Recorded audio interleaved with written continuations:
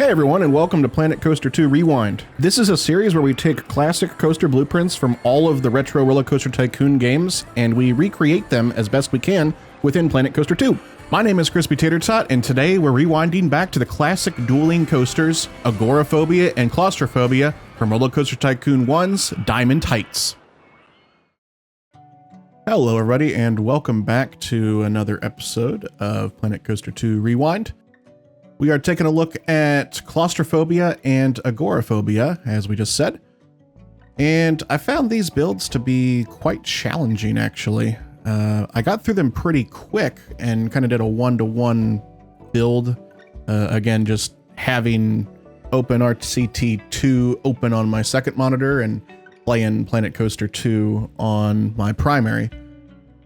But I found the track layout to be kind of difficult to recreate in Planet Coaster 2, mostly because of the blockiness and the terrain. I had some issues kind of getting all the heights properly recreated with the coasters here, because they do dip down below the ground.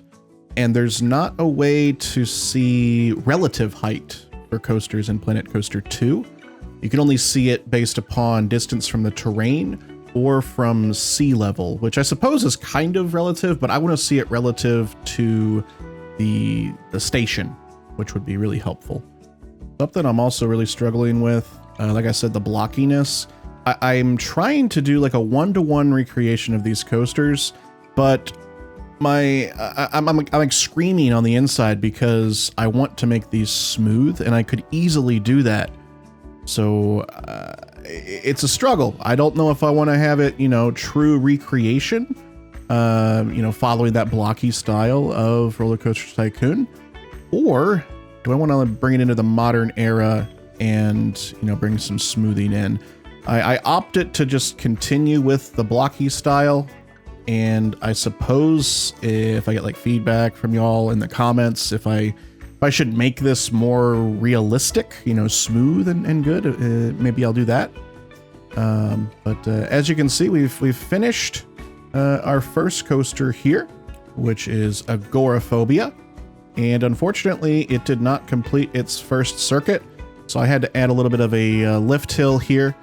I understand that I can decrease the friction of coasters, but that's a global setting. And since I'm wanting to make these available on the workshop, I don't want to force someone to, change the friction settings of an entire park just for one coaster. So I'm trying to make it work out with the default settings. So we had to add that chain lift. So here we are. I was having a little trouble getting the second station to snap because you can't change the direction of loading and unloading when you initially place a station, weirdly enough. And then I had some struggles getting the angles and everything lining up. So I'm like going over to the other coaster, checking out length and angles to make sure it's perfectly symmetrical here. And we eventually get it, but it took some time. And fortunately, after this first loop, everything is no longer symmetrical, so I don't have to worry about that. But we got it good for the loops. And now I'm just kind of trying my best to create a one-to-one recreation going through both of the loops here. I was very happy to see that the game let us do this. I was kind of worried there.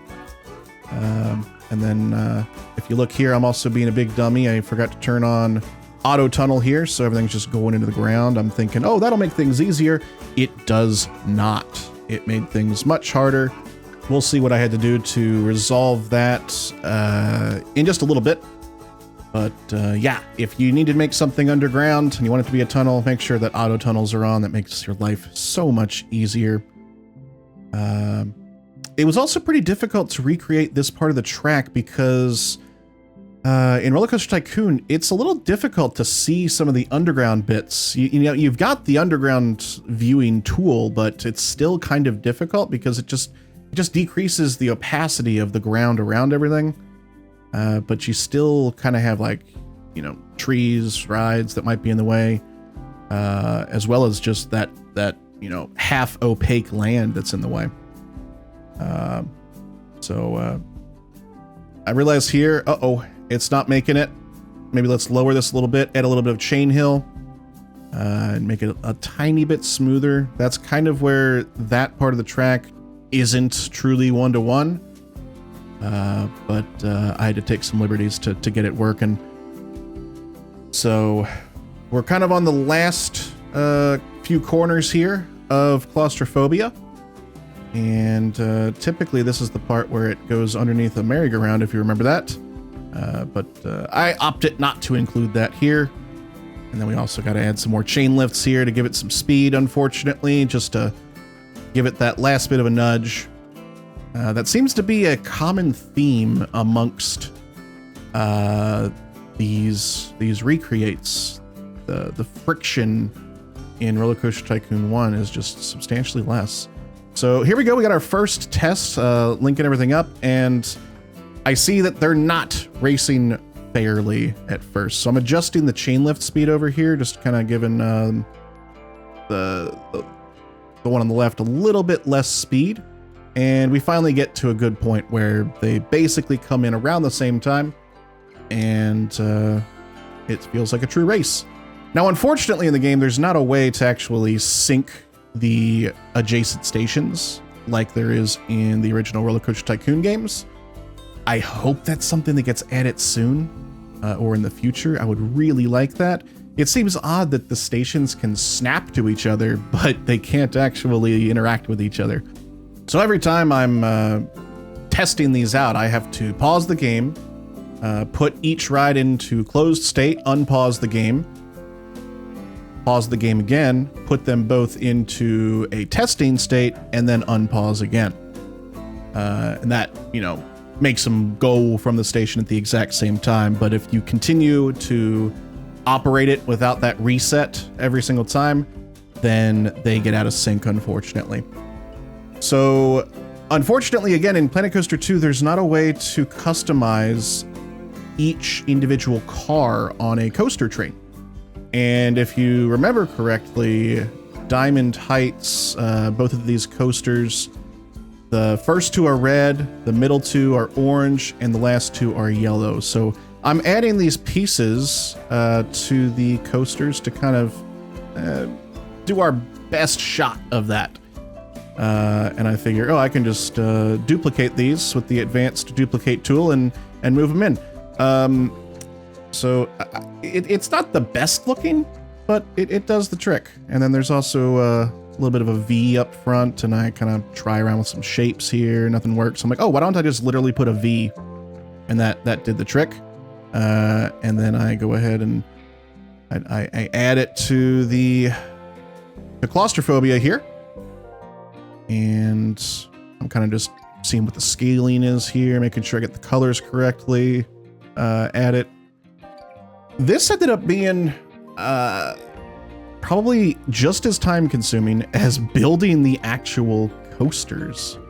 And you'll see why in a moment. The first try, it worked great because I just copy and pasted everything like this. It was wonderful. But we'll soon find out that does not work well. And it's because it treats the items that you advance to duplicate as the pivot point. So we'll see in just a moment.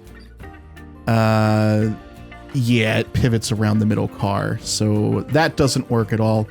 I'm gonna have to go back in and redo this all. So thumbs up for that. I'm going to have to build every car individually. I'm not going to be able to copy them because that just won't work. So I do a test here just to make sure that they don't all pivot around the middle one again, and I keep on going here. I'm going to go ahead and just skip ahead so y'all don't have to see this done again. And that leads us to our POVs. So we'll start with Agoraphobia and then move on to Claustrophobia. Enjoy!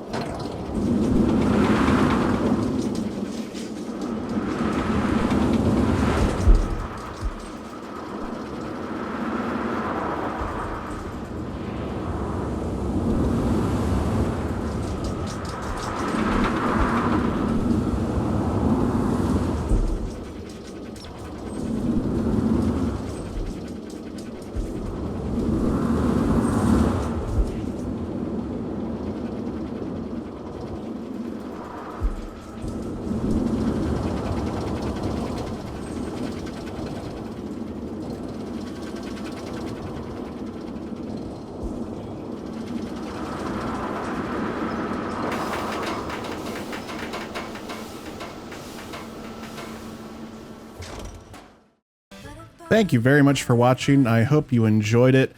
If you'd like to put either of these coasters in your park, don't worry, I've uploaded this to the Frontier Workshop. The share code is down below in the video description, so you can download it if you'd like to put it in your own park. If you liked this video, be sure to hit that thumbs up button. It really does help out the channel. And if you'd like to be notified of new videos, especially videos in this series, be sure to hit that subscribe button and hit that bell to be notified of new videos. If you'd like to catch us live, I'm live 3 to 4 times a week here on YouTube and over on Twitch. All those links are down below if you'd like to do that.